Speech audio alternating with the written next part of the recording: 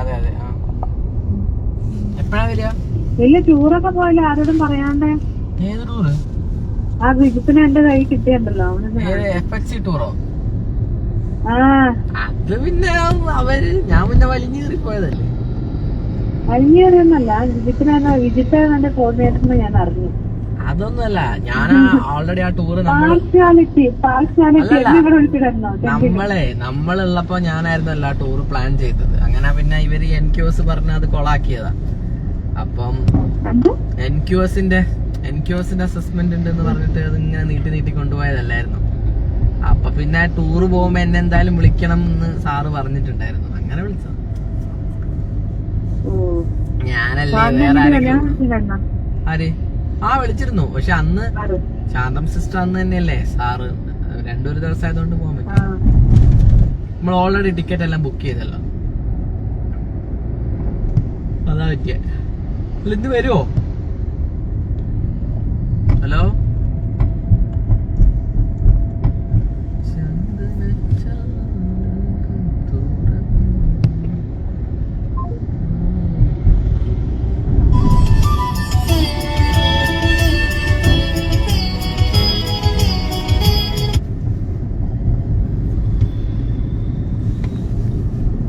താങ്കൾ വിളിക്കുന്ന നമ്പർ ഇപ്പോൾ തിരക്കിലാണ്.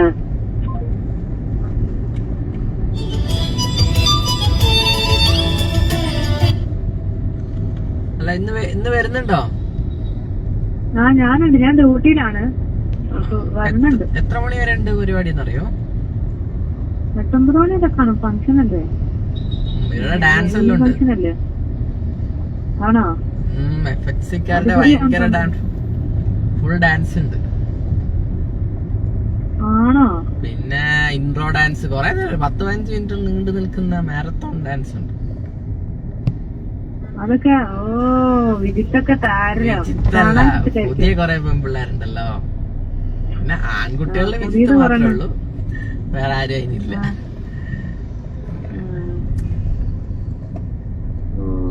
അങ്ങനെ അമ്മേനൊക്കെ കൂട്ടിട്ട് അമ്മേനൊക്കെ വിളിച്ചില്ലേ? ഞാൻ അത് പരിപാടിക്ക് വന്നിട്ട് ഞാനങ്ങ് പോവും, പിറ്റേന്ന് തന്നെ പോവും. എനിക്ക് പിന്നെ PG അഡ്മിഷന്റെ കുറച്ച് പരിപാടികളൊക്കെ ഉണ്ട്. അപ്പൊ അതിന് സമയമില്ല. ഞാൻ പിന്നെ ഞാൻ പിന്നെ അഡ്മിഷന്റെ സമയമായതുകൊണ്ടേ ഇനിയിപ്പം വേക്കൻസി അല്ല. NHM ഒക്കെ സീനായിരിക്കാണല്ലോ. ഇതൊക്കെ പ്രശ്നങ്ങൾ, ഫണ്ടിങ് ഇഷ്യൂ, പിരിച്ചുവിടൽ പ്രശ്നങ്ങൾ.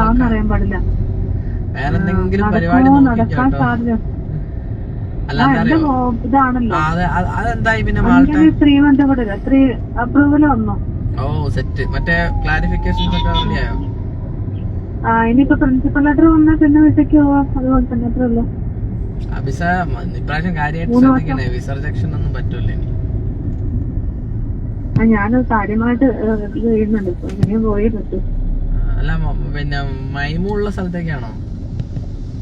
അതന്നെ, അവിടെ തന്നെ. ഇനിയിപ്പോ വേറെ ഒന്ന് തുടങ്ങാന്ന് വെച്ചാല് പിന്നെ അതിൽ തന്നെ കയറി പിടിക്കുന്നു. ഏതായാലും മെനക്കെട്ടില്ലേ മൈമൂന്ന് ഈ മാസം. അയ്യോ, അതൊന്നും കിട്ടിയൊന്നുമില്ല. പക്ഷെ എനിക്ക് അത്യാവശ്യം കുഴപ്പമൊന്നുമില്ല. എന്താണെന്നറിയില്ലെങ്കിൽ അതൊന്നും പിടിച്ചിരിക്കുന്നില്ല. എവിടെയും പോലും പിന്നെ ഒരു റെയിൽവേ ഉള്ളു കാണിക്കാൻ. റെയിൽവേന്റെ പിന്നെ ഉള്ളത് അത് പിന്നെ എന്തായാലും ഇത് ഞാൻ നടന്നോ. ഇപ്പൊ എന്താ പറയാ, പ്രോസസിങ് നടക്കുന്നുണ്ട്. എന്താന്ന് വെച്ചാൽ കിട്ടുന്ന ആദ്യം അങ്ങ് പോകും. റെയിൽവേന്റെ ഒക്കെ പോയി എഴുതണം. ഇത് തന്നെയാ നല്ലത്. റെയിൽവേ ഒക്കെ ആണെങ്കിൽ പോസ്റ്റിംഗ് ഒക്കെ ഭയങ്കര. മൈമോനെ ഈ മാസം മൈമോന്റെ സാലറി എത്രയാണെന്ന് വെക്കണം. ഈ മാസം മൈമോന് 4 ലക്ഷം രൂപ സാലറി അറിയുന്നുണ്ട്. കുറച്ചോ വയസ്സില്ല. ഞാൻ തന്നെ അന്ന് വിട്ടുപോയി. മൈമോനോട് എനിക്ക് ഐഫോൺ വാങ്ങി തരാൻ പറയണം. മൈമ വരുമ്പോ കാണണം. മൈമ ചെന്നിട്ട് കഴിഞ്ഞായിരുന്നു. ദുബായി പോയില്ലേ, കുറച്ച് ഒരു 10-20 ദിവസം ലീവ് കിട്ടിയപ്പോ ഫാമിലി മൊത്തം ദുബായിൽ അടിച്ചു. ശരിക്കും സാറെന്തിനാ ഇവിടെ ഇരിക്കുന്നത്? എല്ലായിടത്തും പൊക്കൂടെ? MBBS മാത്രമായിട്ട് പോകുന്നതിനേക്കാളും നല്ല. ഞാൻ ആക്ച്വലി പോവാൻ ഈ ഖത്തറിലോ ഈ കുവൈറ്റ് അങ്ങനത്തെങ്കിലും, ദുബായ് അല്ല, കുറച്ചും കൂടി പീസ്ഫുൾ ആയിട്ടുള്ള സ്ഥലം. അതായത് മെയിൻലി ഖത്തർ. അത് പിന്നെ ഖത്തർ നല്ലതാ. ഖത്തറില് നമുക്ക് ടാക്സ് ഫ്രീ ആണ്. പിന്നെ ഖത്തറില് നല്ല സാലറിയാ. ഒരു 8-9 ആ റേഞ്ച് സാലറി ഉണ്ട് സ്പെഷ്യലിസ്റ്റ്. സ്റ്റാർട്ടിങ്. എന്തിനാ ഇവിടെ ഇങ്ങനെ അത് നിൽക്കുന്നത്? നമ്മൾ പോവാ, കുറച്ച് ലീവ് എടുക്കുക, എല്ലാ എന്തോ ഇതിലാവുമ്പോ ശരിക്കും മൈമോൻ സിസ്റ്റർ എന്നോട് പറഞ്ഞെന്തറിയോ, നമുക്ക് ഇവിടെ ഉള്ളതിന്റെ 4% പണി അവിടെ ഇല്ല, ഒട്ടുമില്ല. അത്ര പേഷ്യൻസിനെ നോക്കണ്ട. ഫാമിലിയും കൂടി അങ്ങോട്ട് എത്തിയാ മതി. ഫാമിലി അതെല്ലാം കൂടെ നോക്കി പഠിക്കണ്ടല്ലോ. നമ്മുടെ ഏജും ഓവറാവും, നമുക്ക് ലൈഫ് ആസ്വദിക്കാനും പറ്റില്ല. അങ്ങനെയായിപ്പോ എന്തെന്നല്ല, ഞാൻ എന്തായാലും അത് കണ്ടിന്യൂ ചെയ്തു. മാൾട്ടേന്ന് പിന്നെ എങ്ങനെ സ്വിറ്റ്സർലാൻഡിൽ പോവാൻ അങ്ങനെയാ? 26 കൺട്രീസിൽ അങ്ങനെ ഇതിൽ പോവാലോ. ഇതില്ലല്ലോ, അതിർത്തി ഇല്ലല്ലോ, ബൗണ്ടറീസ് ഇല്ലല്ലോ. ഇപ്പൊ നമുക്ക് അങ്ങനെ തന്നെ. ഞാൻ മാൾട്ടന്ന് ബ്രിഡ്ജ് കോഴ്സ് ചെയ്തിട്ട് രജിസ്റ്റർ നേഴ്സ് ആവാന്ന് ചോദിച്ചിട്ടാണ് ഞാൻ പോകുന്നത്. ബ്രിഡ്ജ് കോഴ്സ് എന്ന് പറഞ്ഞ സംബന്ധം 6 months ആയിട്ട് പോയിട്ട് ബ്രിഡ്ജ് കോഴ്സ് ചെയ്താല് രജിസ്റ്റർ നേഴ്സ് ആവാം. നല്ല ഫാമിലിനെ കൊണ്ടുപോകാൻ പറ്റുള്ളൂ. അല്ല അവിടെ മാൾട്ടയില് നമുക്ക് PR ഒക്കെ ഉണ്ടാവും. മാൾട്ടയില് PR ഉണ്ടല്ലോ. അല്ല മാൾട്ടയില് PR ഉണ്ട്. എന്തെന്നാണ് എനിക്ക് തോന്നുന്നത്. അതിന് കാര്യമായിട്ട് നോക്കിയിട്ടില്ല. രജിസ്റ്റേർഡ് നേഴ്സ് ആയാലാണ് ഫാമിലിനെ കൊണ്ടുപോകാൻ പറ്റുള്ളൂ. ശരി, അങ്ങനെ ഉണ്ട്. അപ്പൊ മൈമൊക്കെ ഇനി എത്ര 5 കൊല്ലം കഴിഞ്ഞിട്ട് തിരിച്ചു വരില്ലേ? മൈമ എന്താ ഇനി വേറെ എവിടേക്ക് നോക്കുന്നില്ല, അവിടെ സെറ്റാണ്. സൈക്യാട്രി പേഷ്യൻസിനെയാണ് കിട്ടിയിരിക്കുന്നത്. Government service നിർത്തൂല. പുള്ളിക്കാട്ടി കുറച്ചൊരു 3-4 വർഷത്തെ അവർക്ക് 5 വർഷം ലീവ് ഉണ്ടല്ലോ. അത്യാവശ്യം പൈസ ആക്കിയിട്ട് വരാന്നുള്ള ഉദ്ദേശത്തിലാണ്. അപ്പൊ പോയതുകൊണ്ടല്ലേ ഫാമിലിനെ മൊത്തം കൊണ്ടുപോയി ദുബായിക്ക് കറക്റ്റ് കാണാനൊക്കെ പറ്റിയത്. എന്നോട് ഇങ്ങനെ എപ്പോഴും മോട്ടിവേറ്റ് ചെയ്തിട്ടുണ്ട്. എന്നാലും നമുക്ക് അതിൽ കുറച്ച് പൈസ ഉണ്ടെങ്കിലല്ലേ എവിടെയെങ്കിലും ഇറങ്ങാൻ തുടങ്ങിയിട്ട് കാര്യമുള്ളൂ. ഇവിടെ PSC കൊണ്ടിരുന്നിട്ട് എത്ര കിട്ടും? എത്ര വർഷം അതിനു വേണ്ടി പോയി വെറുതെ മണിക്കൂർ. അപ്പൊ അതങ്ങനെയൊക്കെ. ഞാൻ ആരോടൊന്നും പറഞ്ഞിട്ടില്ല കേട്ടോ. നടക്കട്ടെ. ഇനിയിപ്പോ അന്ന് വിസാറിച്ചിട്ട് വന്നപ്പോ ഞാൻ കുറച്ച് ജസ്റ്റായി. അല്ല നിങ്ങളെ മറ്റേ സ്മിതാപോളിനെ വല്ല വഴിയും കാണാറുണ്ടോ? അതിന്റെ ഫാദറിനെ മറ്റു എന്റെ വീടിന്റെ അടുത്താണല്ലോ. എന്നപ്പോ ചേർന്ന് പോയായിരുന്നു ഞാൻ. മരണമല്ലേന്ന് ഓർത്തിട്ട് കയ്യിലൊക്കെ പിടിച്ച് ആനയിച്ചോണ്ട് പോയി അവിടെ എത്തി കാഴ്ച. പിന്നെ ഞാനിങ്ങ് പോന്നു. അതിനൊക്കെ ഓരോ സമയത്തും ഓരോ സ്വഭാവമല്ലേ. റൂബി സിസ്റ്റർ തിരിച്ചു വന്നിട്ടുണ്ടല്ലോ. എവിടേക്ക്? ബത്തേരി. നൂൽപ്പുഴയ്ക്കാണ്. ബത്തേരി. അത് ഞാൻ നൂൽപ്പുഴയ്ക്കാണ്.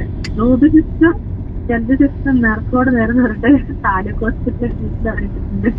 ആര്? വേറെ ആരാ? ജലജ. രണ്ടും ഒന്നിനൊന്നും. അവർ രണ്ടുപേരും ഒരു സ്ഥലത്തെത്തി. അല്ല അങ്ങനെയല്ല, അവിടെ 2 പോസ്റ്റ് ഉണ്ടാവോ നഴ്സിംഗ് സൂപ്രണ്ടിന്റെ? അവിടെ 2-3 പേര്. അവിടെ തീ ആ ഒരു ഇത്. അപ്പൊ എനിക്ക് റൂബി സിസ്റ്റർ പിന്നെ ഓക്കെ. എനിക്ക് ജലജ സിസ്റ്റർ തീരെ പറ്റാത്ത. അതൊരുമാതിരി റൂബി സിസ്റ്റർ 2 മണി അടിച്ചു കഴിഞ്ഞാൽ റൂബി സിസ്റ്റർ വീഴും.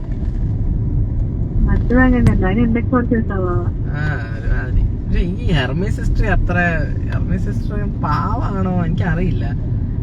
അതല്ലേ അവിടെ ഇവിടെ തുരി കൊടുക്കാത്തൊരു പുള്ളിക്കാരത്തി കേട്ടോ. ഒരുപാട് സംസാരിക്കില്ല, പക്ഷെ പണി കിട്ടുമ്പോ നല്ല പണി കിട്ടും.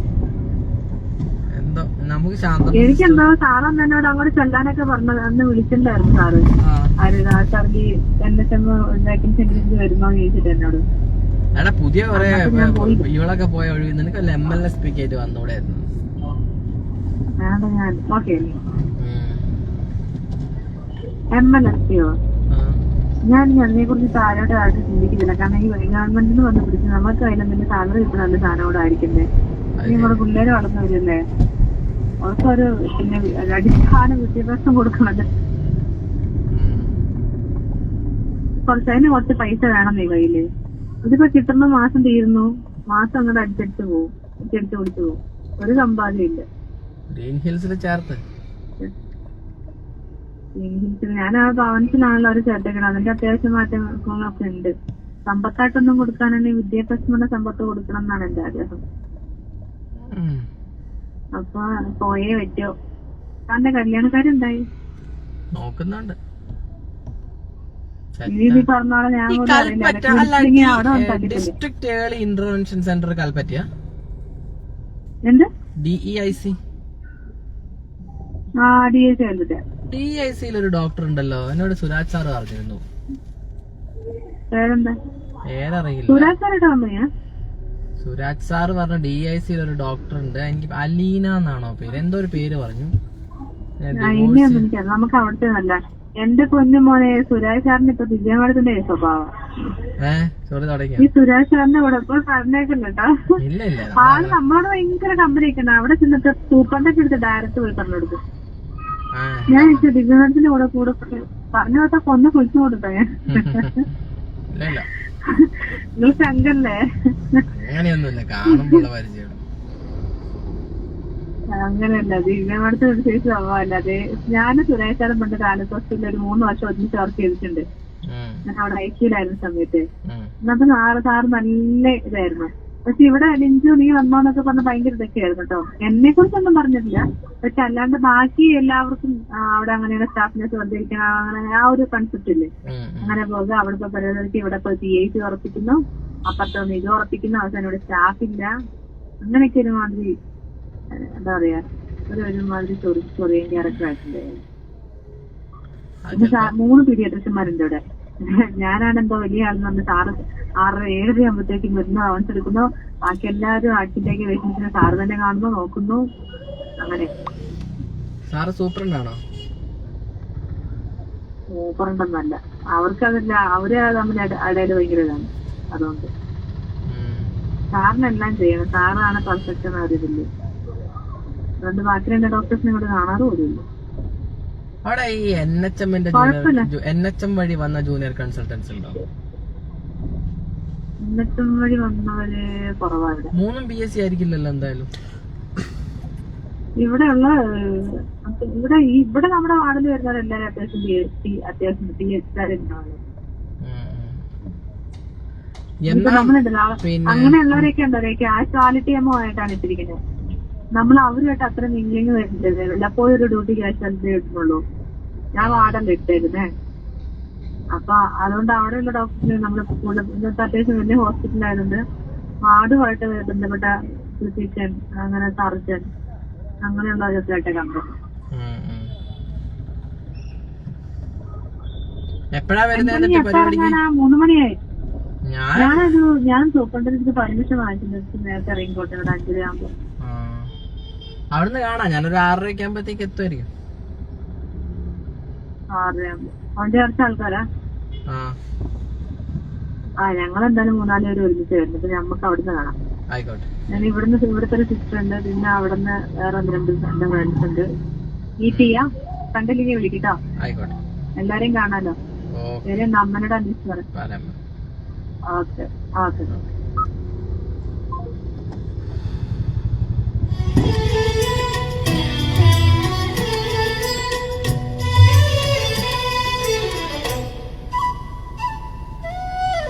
ചന്ദനജാലകം തുറക്കൂ, നിൻ ചെമ്പകപ്പൂ മുഖം വിടത്തു, നാണത്തിനെ തിരി കൊളുത്തു, ഈ നാട്ടുമാഞ്ചോട്ടിൽ വന്നിരിക്കൂ, അഴകുഴിയും മിഴികളുമാ കുളിരണിയും മൊഴികളുമാ ഒരു മാത്ര എന്നെയും ക്ഷണിക്കൂ, ഈ രാത്രി ഞാൻ മാത്രമാ, പാതിരപ്പുള്ളുണർന്നു പടൽ മുല്ലക്കാടുണർന്നു, പാഴ്മുളം കൂട്ടിലെ കാറ്റുണർന്നു.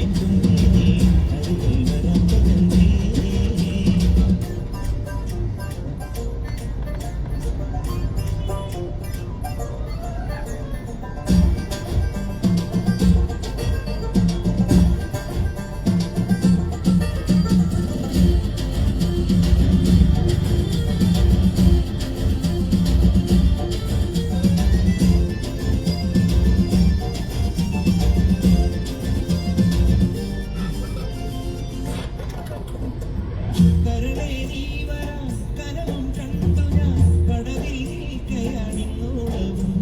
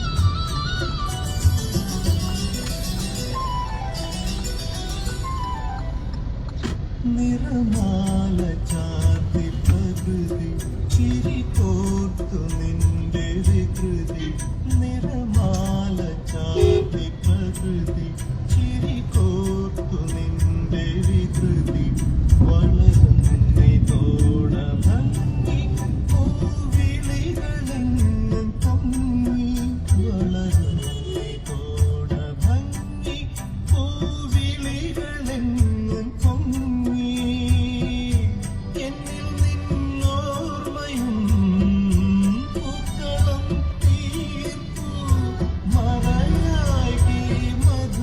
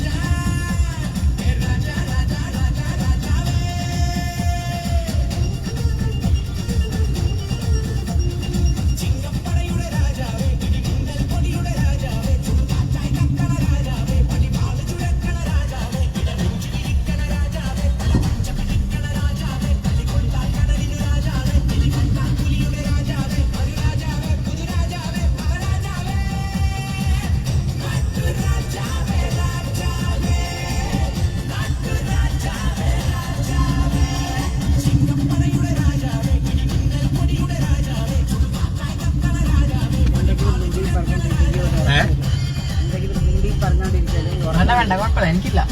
എന്നെ പോയി ഉറക്കമല്ല.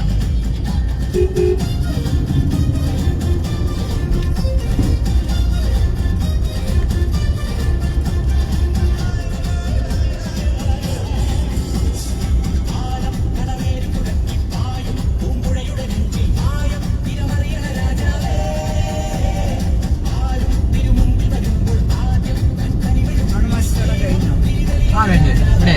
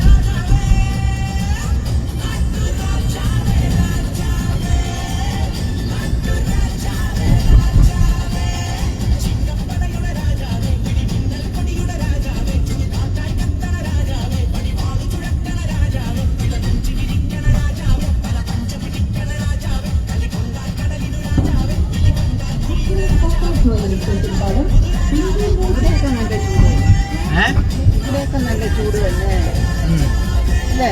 വെയിലിന് ചൂടുണ്ടോ? ട്രെയിനില്ല, ആ വെയിലിന് ചൂടുണ്ട്. ഉണ്ട്.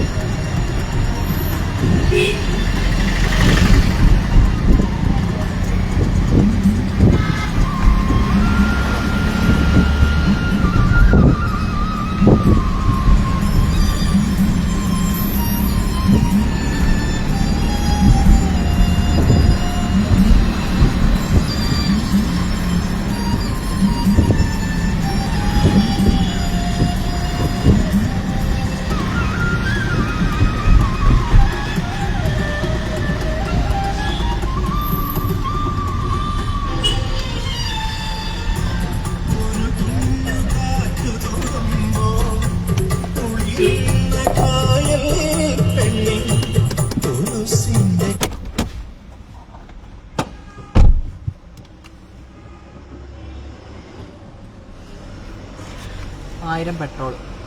1000 പെട്രോൾ.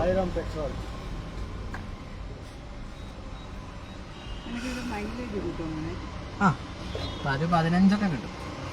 പക്ഷേ ഇത് ദൂരെ പോകുമ്പോ കേട്ടോ, അല്ലെങ്കിൽ 10-11 ഭയങ്കര നഷ്ടം. പക്ഷെ എനിക്ക് നന്നായി ഡ്രൈവിംഗ് പഠിക്കാൻ പറ്റി, അല്ലാത്ത പക്ഷം മൊത്തം നഷ്ടം. ഇലക്ട്രിക് വാങ്ങണമെങ്കിൽ. ഇലക്ട്രിക് അല്ല, ഇതിന്റെ CNG എനിക്ക് ഡ്രൈവ് ചെയ്യുമ്പോൾ ഭയങ്കര എന്തോ ഒരു പേടിയാ. ഇതില് CNG ആക്കി തരാന്ന് പറഞ്ഞിട്ടുണ്ടായിരുന്നു. ഇതിന് വേണ്ട, ഇതിനെ കച്ചവടാക്കണം. എന്തായാലും PGയുടെ ഇത് വരുമല്ലോ.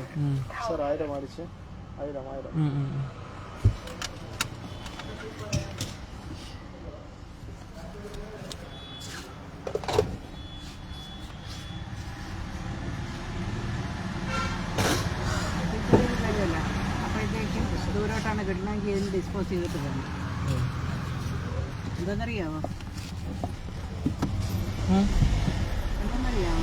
വില കിട്ടില്ല, വില കിട്ടില്ല, കുറെ വൈകി. ഒന്നും വില കിട്ടില്ല. രണ്ടാമത് നീ ഇല്ലെന്നുണ്ടെങ്കിൽ എടുക്കാതെ വിട്ടിരുന്നാലേ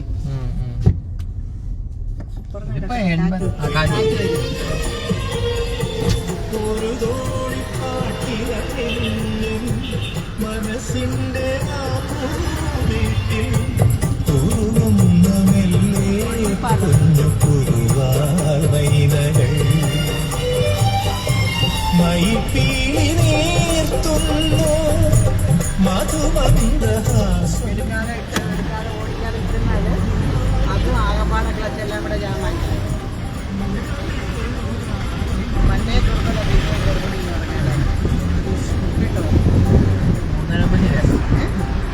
പോകുന്നതിന് മുമ്പ് ശരിയാക്കണം. ഞാനിത് ഹുണ്ടായി ഷോറൂമിൽ ചോദിച്ചിരുന്നു, 4 ലക്ഷം രൂപ കിട്ടും. ഇല്ലേ?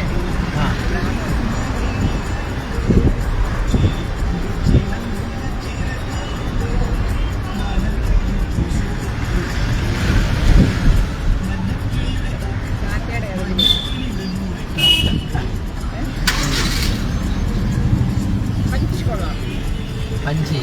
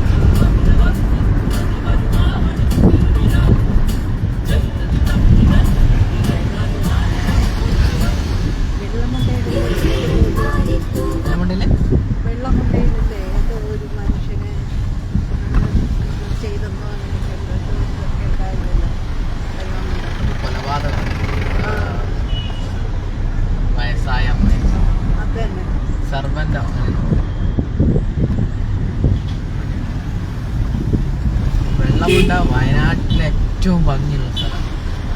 നല്ല ചൂടും, പക്ഷേ വയനാടിന്റെ ബ്യൂട്ടി. നല്ല ചൂടെന്ന് വെച്ചാൽ കോഴിക്കോട് പോലെയാണ് കാലാവസ്ഥ, പക്ഷെ ഭംഗി വയനാടിന്റെ പോലെ. എവിടെയാ? ഇപ്പൊ കയറുമ്പോ കാണും ചുരം കയറിയ വെള്ളം ഫുൾ മലയാ എല്ലാ സൈഡിലും.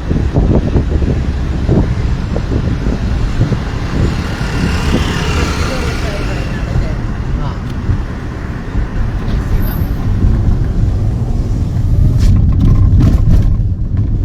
പക്ഷെ മോശം.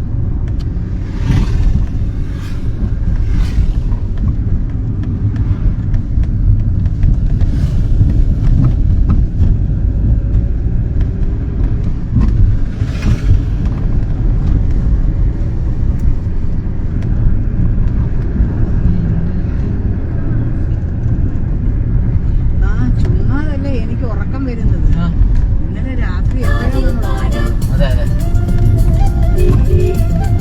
പക്ഷെ അതിന് ശേഷം ഒരു ഉറക്കം ഉറങ്ങിയതുണ്ടല്ലോ. ഒറ്റ സ്ട്രെച്ചിനും ഉറങ്ങിയേ.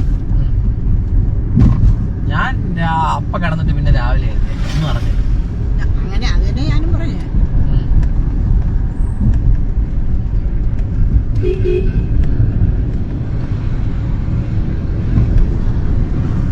ഈ ചുരത്തിലേ തിരക്ക് നല്ല കുറവാ. ഇങ്ങനെയൊന്നും നമുക്ക് ആ ചുരത്തിൽ കൂടെ പോകാൻ പറ്റില്ല. ഇത് ചുരമാണോ? ചുരം തുടങ്ങിയ ശരിക്കും പറയണേ ചുരം സ്റ്റാർട്ടിങ്ങാ. ഇവിടെ തൊട്ട് തുടങ്ങാം. ആണോ? പക്ഷെ എവിടെയെന്ന് വെച്ചാ ക്രിസ്ത്യാനികളൊക്കെ കൂടുതലുള്ള സ്ഥലമായതുകൊണ്ട് ആൾതാമസമുണ്ട് ഇങ്ങോട്ട്. അടിവാരം ആയി. അവിടെ പക്ഷേ ഇങ്ങനൊന്നും പോകാൻ പറ്റത്തില്ല. ഭയങ്കര തിരക്കാ. ഞാന് എന്റെ ഒരു ഫ്രണ്ട് ഒരു എഗ്മോർ ഏതൊരു എക്സ്പ്രസ് 7:30 ഉണ്ട് കോഴിക്കോട്. 7:30 ഒരു ചെന്നൈ മെയിലോ NGR ഏതോ ഒരു ട്രെയിൻ ഉണ്ട്. അവൻ 2 മണിക്ക് ബത്തേരിന്ന് ഇറങ്ങി 5 മണിക്കൂർ കൂട്ടി, എക്സ്ട്രാ ബ്ലോക്ക് ഒക്കെ കൂട്ടി. എന്നിട്ട് അവൻ ട്രെയിൻ എത്തിക്കഴിഞ്ഞിട്ടാ വന്നത്. ട്രെയിൻ കറക്റ്റ് സമയത്തിന് എത്തി 7:30. അവൻ 7:30 7:29 ആയപ്പോഴെത്തിയത്. അത്രയും ഇവിടെ അൺഎക്സ്പെക്ടഡ് ബ്ലോക്കാ.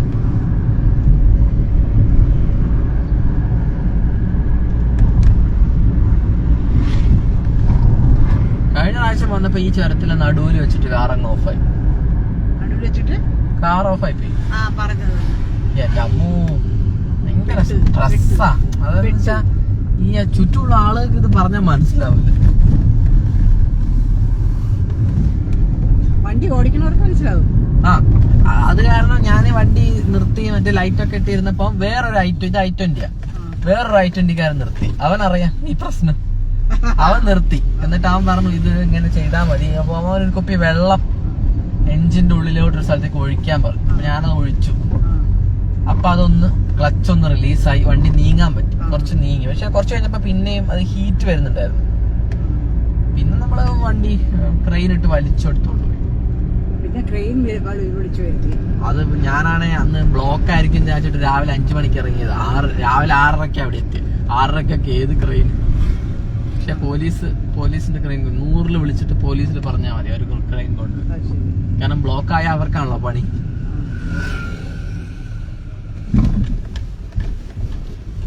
പക്ഷെ അതിന് ചാർജ് നമ്മൾ കൊടുക്കേണ്ടി വരും. അത് കൊടുക്കാം. എന്നാലും നമ്മൾ ആ ഒരു മാനസിക പ്രയാസത്തിൽ നിന്ന് ഒഴിവായി കിട്ടും. അത് ഭയങ്കര പ്രയാസം തന്നെയാണ്. എന്താ പറയുന്നത്, വേണ്ട കൈ ഇരിക്കണ കാശ് കൊടുത്ത് കടിക്കണ നായ വാങ്ങുമെന്ന് പറയും. ഈ ഒരു വണ്ടിക്കാ, ഈ ഹുണ്ടായില് ഈ ഒരു വണ്ടിക്കാ ഈ പ്രശ്നമുള്ള എല്ലാം കംപ്ലൈന്റ്. ഇത് അറിയത്തില്ലായിരുന്നോ? അങ്ങനെ നമ്മൾ ആദ്യമായിട്ട് വാങ്ങല്ലേ. അല്ല, നേരത്തെ അറിയത്തില്ലായിരുന്നു. ഇല്ല, അങ്ങനെ കംപ്ലൈന്റ് ഉള്ളതായിട്ട് ആരും പറഞ്ഞില്ല. മാത്രമല്ല അവിടെ ഒന്നും അടുത്ത് ഈ കാർ ആർക്കും ഇല്ലായിരുന്നു. എല്ലാവർക്കും മാരുതി സ്വിഫ്റ്റ് ആണുള്ളത്. അപ്പൊ അമ്മയ്ക്കാണെങ്കിൽ ഈ കളർ ഭയങ്കര ഇഷ്ടമായി. കാറും നല്ല കാണാനൊരു ഭംഗിയുണ്ട്. കയ്യിരിക്കുന്ന പൈസ എപ്പോഴാ എങ്ങനെയാ തീരുന്നതെന്ന് അറിയത്തില്ല. അയ്യോ, അമ്മ പറയും, പിന്നെ എനിക്ക് വയനാട്ടിൽ ഞാൻ 2.5 കൊല്ലം ജോലി ചെയ്തു. അപ്പം എനിക്ക് 55,000 രൂപയായിരുന്നു സാലറി. ദിവസം 3.5 മണിക്കൂർ ജോലി. ഉച്ചക്ക് 2 തൊട്ട് 5:30 വരെ. പിന്നെ ഒരു 1/2 മണിക്കൂർ എമർജൻസി OP നോക്കും ആരെങ്കിലും വന്നാൽ. അപ്പൊ ഈ 55 ഇതിൽ കിട്ടുമ്പോ വയനാട്ടിൽ ഈ വണ്ടി ഓടിക്കുമ്പോ എനിക്ക് 10 കിലോമീറ്റർ മൈലേജ് കിട്ടും. അതായത് 1 ലിറ്ററിന് 1 ലിറ്ററിന് 10 കിലോമീറ്റർ 500 രൂപയ്ക്ക് 4 ലിറ്റർ 4.7 അത്രയും കിട്ടും. ഇവിടുന്ന് പൈസ മുഴുവൻ പെട്രോൾ അടിക്കാൻ. 28,000-30,000 രൂപ ഒരു മാസം എന്റെ പെട്രോൾ ബില്ല്. കാരണം ഡെയിലി പോകാനുണ്ടാവും. അപ്പൊ എത്ര ദൂരം പോകും? 20,000-25,000 രൂപ പെട്രോൾ ബില്ലുണ്ട്. പിന്നെ 7,000 രൂപ റൂം റെന്റ്. പിന്നെ എന്റെ ചെറിയ ചെലവ് സാധനങ്ങളൊക്കെ വാങ്ങാൻ ഒരു 2,500 രൂപ. എല്ലാം കൂടി അതൊരു 10ഉം ഈ ഒരു 28, 30, 40,000 രൂപ അങ്ങനെ പോകും. പിന്നെ ബാക്കി 15 അത് കുറെ EMI അത് ഇതും പോകും. ശരിക്കും പറയുകയാണെങ്കിൽ സേവ് ചെയ്യാൻ പറ്റൂല. അപ്പൊ ഒരു സ്കൂട്ടർ വാങ്ങി, ഒരു സെക്കൻഡ് ഹാൻഡ് 20,000 രൂപയ്ക്ക് ഒരു സ്കൂട്ടർ വാങ്ങി. സ്കൂട്ടർ വാങ്ങിയപ്പോ എന്താന്ന് വെച്ചാൽ സ്കൂട്ടർ ഉപയോഗിക്കാൻ തുടങ്ങിയപ്പോ തൊട്ട് സഹായിക്കും ഡിസ്കിന് പ്രശ്നം വന്നു. സ്കൂട്ടർ ഭയങ്കര കേടാ ഡിസ്ക്. നടുവിന് ഏറ്റവും നല്ല സസ്പെൻഷൻ ഉള്ളത് അക്ടീവയ്ക്കല്ല, ജുപ്പിറ്ററിനാണ്. TVS ജുപ്പിറ്ററിനാണ് ഏറ്റവും നല്ല നടുവേദനയ്ക്ക് നല്ലത്. ജുപ്പിറ്ററിനാണ് ഇന്ത്യയിൽ ഏറ്റവും നല്ല സസ്പെൻഷൻ ഉള്ള സ്കൂട്ടർ. അല്ല, ഓടിക്കാൻ നല്ല സുഖം, സ്പേസ് ഉണ്ട്, അതെ, ഡിക്കി നല്ല പുള്ളിങ്ങും സ്പീഡും ഉണ്ട്. കൈനറ്റിക് ഇല്ലായിരുന്നു പണ്ട്? ഉണ്ട്, അത് കൊടുത്തു. അത് വിറ്റു. അത് കഴിഞ്ഞിട്ട് ഞാൻ പിന്നെ അതെനിക്ക് ഓർമ്മയുണ്ട്. ഞാൻ അവിടെ വന്നപ്പോ ഏവിയേറ്റർ. ഓ, അത് ഭയങ്കര നല്ല വണ്ടിയല്ലേ ഏവിയേറ്റർ. ഇപ്പൊ അന്നേ ഉള്ളതാ എനിക്കത്. കൈനറ്റിക് ആർക്ക് കൊടുത്തു? പെൻഷനായ ശേഷം കണ്ടോ? ആണോ? അത് ശരിക്കും കൊടുത്തു. ഇങ്ങനെ വാല്യൂ ഉള്ള വണ്ടിയാണ് കൈനറ്റിക് വണ്ട. ആരുടെടുത്തും കിട്ടാനില്ല ഇപ്പൊ. ഇപ്പഴാ കമ്പനി തന്നെ ഉണ്ടോന്ന് അറിഞ്ഞൂടല്ലേ? കൈനറ്റിക്കാ? കൈനറ്റിക് ഉണ്ട്. വേറൊരു വണ്ടിയും കൂടി ഉണ്ടായിരുന്നു അവർക്ക്, ഒരു ചോന്നിട്ടുള്ള കൈനറ്റിക്. പിന്നെ 2 സെപ്പറേറ്റ് ആയില്ലേ?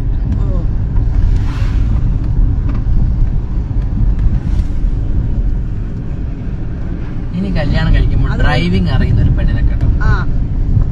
ഇതെന്താ പ്രശ്നം അറിയോ? എവിടെ പോയാലും ഞാനാ ഡ്രൈവർ. ഞങ്ങൾ ട്രിപ്പൊക്കെ പോകുമ്പോ അമ്മയ്ക്ക് അച്ഛനും ഓടിക്കാൻ അറിയില്ലല്ലോ. വയനാടൊന്നും കുഴപ്പമില്ല, നമുക്ക് ഓക്കെയാണ്. പക്ഷെ മൂന്നാറൊക്കെ പോകുന്ന സമയത്ത് 6-7 മണിക്കൂർ ഓടിക്കണം. 7 മണിക്കൂറൊക്കെ ഓടിച്ച് അവിടെ എത്തുമ്പോഴത്തേക്കും ബോധം പോകും. നടുവിന് പ്രശ്നമുള്ള മൂന്നാറ് പോയോ? നമ്മള് പോവാറ്. ഞാൻ അമ്മയല്ല, ഞാൻ അമ്മേനോടെ പോയിട്ടുണ്ട് കാറില്. അമ്മയ്ക്ക് ഭയങ്കര ഇഷ്ടമാണ് മൂന്നാറ്, വട്ടവട മൂന്നാറ്. പക്ഷെ വിനോദേട്ടന്റെ കാര്യത്തിൽ ബേദ ചേച്ചിയൊക്കെ നല്ല പാമ്പാടും ചോല. പാമ്പാടും ചോല. അവിടെ ഒരു ബൊട്ടാണിക്കൽ ഷോളയാറ് ബൊട്ടാണിക്കൽ ഗാർഡൻ. എന്റെ ഒരു ഫ്രണ്ട് ഉണ്ട് ഇവിടെ തേക്കടിയിൽ, ഡോക്ടർ ഹാരിസൺസ് ലിമിറ്റഡ് പ്ലാന്റേഷൻ ഡോക്ടറാണ്. അവരുടെ ഭർത്താവ് അവിടെ പ്ലാന്റേഷൻ എഞ്ചിനീയർ. അപ്പൊ അവർക്ക് അവിടെ ഗസ്റ്റ്, ഈ ബംഗ്ലാവില്ലേ, ബ്രിട്ടീഷുകാരുടെ ബംഗ്ലാവ്, അതാണ് അവരുടെ ഗസ്റ്റ് ഹൗസ്. അപ്പൊ അവിടെ പോയി താമസിക്കാം, തേക്കടി പോവാം, മൂന്നാറ് പോവാം. നല്ലതാ.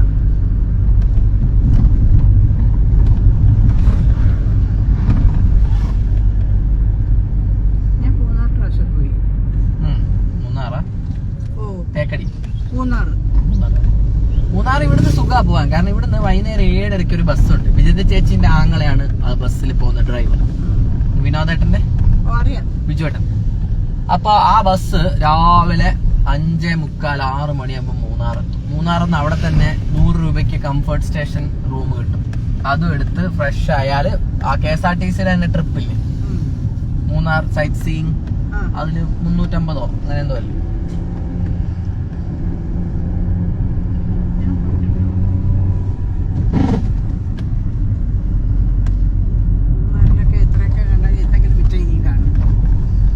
ഞാനങ്ങനെ കാണാനൊന്നും പോവാറില്ല. ഈ തണുപ്പ് കണ്ട് ഇങ്ങനെ നല്ല കുട്ടി റിസോർട്ട് കിട്ടും അവിടെ. ഇങ്ങനെ നല്ല റിസോർട്ടേ, ഭംഗിയുള്ള റിസോർട്ട് ഏതെങ്കിലും എടുത്തിട്ട് അവിടെ ഇങ്ങനെ ഇരിക്കും. അതെ, ഇനി കിട്ടുമ്പോ ഒരു ഡ്രൈവിംഗ് അറിയാന്നുള്ള പെണ്ണിനെ കിട്ടണം. അപ്പോഴത്തേക്കും മാറി ഓടിക്കാവില്ല അല്ലേ? വിജിത ചേച്ചി നന്നായിട്ട് ഓടിക്കും. അവളിപ്പം നല്ലവണ്ണം ഓടിക്കും. കഴിഞ്ഞ പ്രാവശ്യം വന്നപ്പോഴത്തേക്ക് അവൻ്റെ വൃത്തി കൂടി. എനിക്ക് വണ്ടി പഠിക്കണം, അവൻ സമ്മതിക്കില്ലായിരുന്നു. വിനോദേട്ടനെ ഹിയറിങ്ങിനൊരു ഇഷ്യൂ ഉണ്ടല്ലോ. ഹിയറിങ് ഇംപ്ലാന്റ് എല്ലാം വെച്ചിട്ടുണ്ട്. അവർക്ക് പാരമ്പര്യമായിട്ട് കേൾവി കുറച്ച് പ്രശ്നമുണ്ട്. അവിടുത്തെ അച്ഛനും ഉണ്ട്. അപ്പൊ ആ ഡെഫ്നെസ് 40% ആയി വിനോദേട്ടൻ. അത് ശരി. നിംഹാൻസിൽ പോയിട്ട് ഒരു ഇംപ്ലാന്റ് എല്ലാം വെച്ച് ഇപ്പം നല്ല ഉഷാറായിട്ടുണ്ട്. പക്ഷെ വിനോദേട്ടൻ എന്റെ അച്ഛനൊക്കെ ഭയങ്കര വർക്കോളിക്കാ. ഈ ഭയങ്കര ടെൻഷനായി ഈ ഓഫീസ് കാര്യത്തില്. വെറുതെ വല്ലവനും വേണ്ടി ഇങ്ങനെ ടെൻഷൻ അടിക്കും, ടെൻഷൻ അടിക്കും. കാരണം അവർക്ക് ആ ടെൻഷൻ കൊണ്ട് അസുഖങ്ങളേ ഉണ്ട്. ഇപ്പൊ അച്ഛനൊക്കെ എന്തെങ്കിലും ഓഫീസിൽ ടെൻഷൻ ഉണ്ടെങ്കിൽ അത് വീട്ടിൽ കൊണ്ടുവരും, ഇങ്ങനെ ആലോചിച്ചിരിക്കും രാത്രി. ഇന്നാളെ ഇലക്ഷന് ഇവരുടെ പാർട്ടി കഴിഞ്ഞ പ്രാവശ്യം 350 വോട്ടിനാ ജയിച്ചേ, ഇക്കൊല്ലം 11 വോട്ടിനാ ജയിച്ചേ അവരുടെ ഭരണം കൊണ്ട്. അപ്പം അന്ന് രാത്രി അച്ഛൻ ഉറങ്ങിയിട്ടില്ല. അങ്ങോട്ടും ഇങ്ങോട്ടും ഇരുന്ന് കണക്ക് കൂട്ടി എന്തുകൊണ്ട് തോറ്റു, ആരൊക്കെ മാറ്റി വോട്ട് എഴുതി എന്നൊക്കെ പറഞ്ഞിട്ട്. സംഭവം ഇവരുടെ ഭരണം കൊണ്ടാ ഞങ്ങൾ തന്നെ വാട്ട് മാറ്റി ചെയ്തത്. നമ്മളെല്ലാരും ഒരു പാഠം പഠിപ്പിക്കണ്ടേ? മാറ്റി ചെയ്തു. ആ ഞാൻ ഈ പ്രാവശ്യം മാറി ചെയ്തു. എന്തെന്നറിയാവോ? ഇവരെ ഒരു പാഠം പഠിപ്പിക്കാൻ വേണ്ടി തന്നെ. അതെ, നമുക്കിപ്പോ പിണറായിനോട് ദേഷ്യമുണ്ട്, പക്ഷെ പാർട്ടിനോട് എനിക്ക് ദേഷ്യമില്ല. കാരണം എനിക്കെന്താ പറയാ, BJP എന്നെ തീരെ പറ്റില്ല. അതാണ് BJP അവർക്ക് മനുഷ്യന്മാരെപ്പം അവർക്ക് ജാതി വ്യവസ്ഥയൊക്കെ തിരിച്ചു വരും. ഇപ്പൊ ഞാൻ ഈഴവനായതുകൊണ്ട് പറയുകയല്ല, ഭയങ്കര പ്രശ്നം. ഇവിടെയൊക്കെ ഭയങ്കര ജാതിയുണ്ട്. ഞങ്ങൾ അവിടുത്തെ അമ്പലത്തിലൊക്കെ ഇപ്പൊ കേറാൻ തുടങ്ങിയിട്ട് വളരെ കുറച്ച് കാലമായിട്ടുള്ളൂ. ഇവിടെയൊക്കെ പിന്നെ നമ്മുടെ അങ്ങനെയൊന്നും ഇല്ല കേട്ടോ. അല്ല, ആ ഒരു ഇഷ്യൂ ഇപ്പോഴും ഉണ്ട്. ഇപ്പൊ ഞങ്ങൾ അവിടെ ഒന്നും നായന്മാര് നമ്മളെ വീട്ടിലൊന്നും വന്ന് ഭക്ഷണം കഴിക്കില്ല. എന്റെ കല്യാണത്തിനൊക്കെ അതല്ലേ ഞാൻ പറഞ്ഞത്. പിന്നെ ഈ മിസ്സസ് രാജന്റെ കൂടെ എന്റെ വനജാവലിനെ കൊണ്ട് ഇങ്ങനെ പറയുമായിരുന്നു. ഗതികെട്ടാ പറഞ്ഞു, എന്റെ പൊന്ന് വനജ നീ ഒന്ന് വിടി, ഞാനും അതാടി എന്ന് പറഞ്ഞു.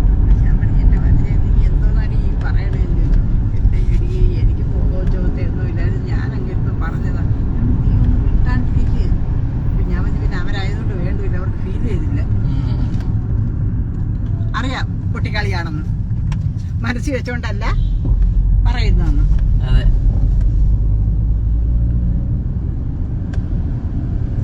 അത് എന്തെന്നറിയോ, നമ്മള് ആ സമൂഹത്തില് നമ്മള് അങ്ങനെയൊക്കെ ആയതുകൊണ്ടാണ് നമുക്കത് മനസ്സിലില്ലാത്ത ആ ചിന്ത. അല്ല, നമ്മളിപ്പോ കുറച്ച് ലോകം കണ്ട ആൾക്കാര് നമ്മള് കൊറേ ചിലപ്പോ ചില സമയത്ത് ഞങ്ങൾക്കൊരു UPSC ഇന്റർവ്യൂ ഉണ്ടായിരുന്നു ഡൽഹിയില്. എനിക്ക് ഒരു പ്രാവശ്യം UPSC കിട്ടിയിട്ടുണ്ടായിരുന്നു കേട്ടോ. അത് സെൻട്രൽ ഹെൽത്ത് സർവീസിലെ. എനിക്ക് എന്താ പ്രശ്നം പറ്റിയെന്ന് വെച്ചാൽ എന്റെ ആ ഇന്റർവ്യൂവിനെ എനിക്ക് പെർഫോം ചെയ്യാൻ പറ്റി. കാരണം ഞാൻ എന്റെ ഫസ്റ്റ് ഇന്റർവ്യൂ ആയിരുന്നു. എനിക്ക് ആ ഇംഗ്ലീഷ് അത്ര മാത്രമല്ല, ഞാൻ മലയാളം മീഡിയത്തിലാണ് മൊത്തം പഠിച്ചത്. ഡോക്ടറിനാണെങ്കിലും നമ്മള് നാട്ടിലെ കോളേജിൽ പഠിക്കുമ്പോൾ കുറെയൊക്കെ മലയാളത്തിലല്ലേ സംസാരിക്കുക. അപ്പൊ നമുക്ക് ആ ഇംഗ്ലീഷ് ഇങ്ങനെ ഇടിവെട്ടി ഇംഗ്ലീഷ് പറയാൻ പറ്റില്ല. അത് കുറെ പറഞ്ഞു കഴിയുമ്പോഴേ നമ്മളെ സ്കൂളും പിന്നെ അങ്ങനെ ഞാൻ കംപ്ലീറ്റ് സാധാരണ സ്കൂളാണ് പഠിച്ചത്. അങ്ങനെ ഇംഗ്ലീഷ് ബേസ് എനിക്കില്ല. അപ്പൊ എഴുതാനും സ്പെല്ലിങ് അങ്ങനത്തെ ഒക്കെ നന്നായിട്ട് അറിയാമെങ്കിലും അത് അമ്മയുള്ള കാരണം പഠിപ്പിക്കും. അപ്പൊ അവിടെ ചെന്നപ്പോ ഭയങ്കര സിവിൽ സർവീസുകാരില്ലേ, അവരുടെ അതേ ഇന്റർവ്യൂ ആയിരുന്നു. നമ്മളോട് മെഡിക്കൽ നോളജ് ഒന്നും അല്ല ചോദിക്കുന്നത്. അപ്പൊ duty of A medical officer, ഇപ്പം നിങ്ങളൊരു ട്രൈബൽ വില്ലേജിൽ പോസ്റ്റ് ചെയ്യുകയാണെങ്കിൽ last duty of medical officer നിങ്ങൾ അങ്ങനെയാ. അതായത് നമ്മളെ അക്കാദമിക് സ്കില്ല് മാത്രമല്ല, അഡ്മിനിസ്ട്രേറ്റീവ് സ്കില്ലാ നോക്കുന്നത്. അപ്പൊ അതെനിക്ക് പോയി. പക്ഷെ എനിക്ക് കുഴപ്പമില്ല, നല്ല എക്സ്പീരിയൻസ് ഉണ്ട്. ഇപ്രാവശ്യം ഞാൻ തിയറി ലിസ്റ്റിലുണ്ട്. അപ്പൊ എനിക്ക് ഇന്റർവ്യൂവിന് പോയാൽ മതി.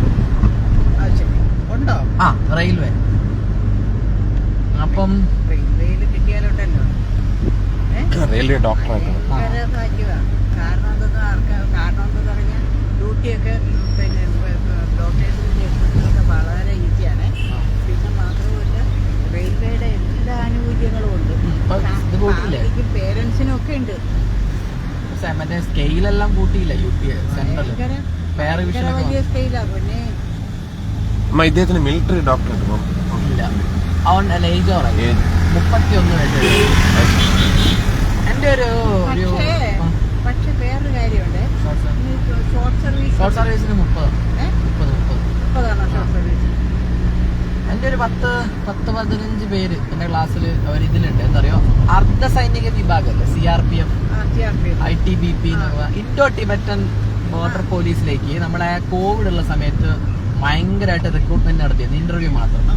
ഞാനപ്പോ ഇവക്ക് ദൂരോട്ട് പോകാൻ പറ്റില്ല, ഇന്ത്യ വിട്ടു പോകാൻ, സംസ്ഥാനം വിട്ടു പോകാൻ പറ്റില്ല എന്ന് പറഞ്ഞു ഞങ്ങൾ രണ്ടുപേരും പോയില്ല. പക്ഷെ ഞങ്ങളെ ബാച്ച്മേറ്റ്സ് കുറെ കപ്പിൾസ് ഉണ്ട്, അവരൊക്കെ പോയി, എല്ലാവർക്കും കിട്ടി.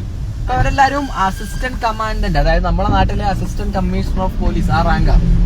ഭയങ്കര ശമ്പളം. പക്ഷെ പോസ്റ്റിങ് എവിടെയാ? ഹിമാചൽ പ്രദേശ്. രൂപയ്ക്ക് മാസം ആരെ? പോസ്റ്റിങ് ആ, ഇന്ത്യൻ ബോർഡറിലേ കിട്ടുള്ളൂ. ആ, കിട്ടുള്ളൂ. അപ്പൊ അത് അങ്ങനെയാണല്ലോ അതിന്റെ പേര്. പക്ഷേ പക്ഷെ വേറെ ഗുണം എന്താണെന്നറിയോ? കാര്യമുണ്ട്. 3 BHK ഫ്ലാറ്റ് ഫ്രീ, 2 സെർവന്റ്, ഒരാൾ അകമ്പണി ഒരാൾ പുറംപണി, ഒരു ഗാർഡ്, 2 എവിടെ ഗാർഡനർ. ഒരു ഗാർഡനറിന് 2 പേരാ. അപ്പൊ ഒരു ഇൻ ഹൗസും ഒരു ഔട്ട് ഹൗസും വർക്കർ. ഗാർഡനർ പ്രത്യേകം ഉണ്ട്. ഓ, പിന്നെ വാഷിംഗ് ആ പരിപാടിയൊക്കെ, പിന്നെ കുട്ടികളുടെ മൊത്തം വിദ്യാഭ്യാസം. പിന്നെ എന്തായിരുന്നു ഇത്, നമ്മളെ എവിടെ പോയാലും ഒരു വണ്ടി, 2 പോലീസുകാർ നമുക്ക് വണ്ടി ഇതായിട്ട് നമ്മുടെ പേരിലേക്ക് ഇതായിട്ട്. അപ്പൊ അവര് ഭാര്യയും ഭർത്താവും പോയതുകൊണ്ട് സിലിഗുരി സിലിഗുരി നല്ലതല്ലേ? അവിടെയാണ്. അപ്പം നോക്കട്ടെ, ഞാൻ റെയിൽവേ കാഡറാ കൊടുത്തെ എക്സാം എഴുതിയപ്പോ, അതുകൊണ്ടാണ് എനിക്ക് റെയിൽവേന്റെ ഇന്റർവ്യൂ. ശരിക്കും നമുക്ക് ഇത് കൊടുക്കായിരുന്നു, എയർപോർട്ട്. അല്ല, ഇനി മാറ്റാൻ പറ്റില്ല. കേഡർ നമ്മൾ എക്സാമിന് മുമ്പേ സെലക്ട് ചെയ്യണം. എനിക്ക് റെയിൽവേ ഭയങ്കര ഇഷ്ടം. എനിക്ക് ഏറ്റവും ഇഷ്ടം ടിക്കറ്റ് എക്സാമിനറാണ്. അല്ല, ഇതിപ്പോ റെയിൽവേക്ക് കൊടുത്തിട്ടുണ്ട്. പിന്നെ ഏതിലെങ്കിലും ഒക്കെ കിട്ടുകയാണെങ്കിൽ നമുക്കൊരു ജോലി മതില്ല, ഇന്ത്യയിൽ എവിടെയല്ല നമ്മൾ ജോലി. എന്നിട്ട് നിന്റെ അമ്മ പറയുന്നത് നീ ദൂരെ പോകണം, പോകില്ല. അയ്യോ, ഞാൻ പോവാത്തല്ല. ഞാൻ ഇവിടുന്ന് വയനാട്ടിൽ പോയി കഴിഞ്ഞാൽ ദിവസം 4 തവണ വിളിക്കണം. അങ്ങനെയല്ല, എനിക്കങ്ങനെ പോകുന്നോണ്ട് പ്രശ്നമൊന്നുമില്ല. പോണം പോലെ അവർക്കും പോണൊരു വിഷമമൊന്നുമില്ല. പിന്നെ നിന്നെ കാണാനായിട്ടൊരു വിഷമം ഉണ്ടാകും, അത്രേ ഉള്ളൂ. അത് കുറച്ച് ദിവസം കഴിയുമ്പോൾ മാറും.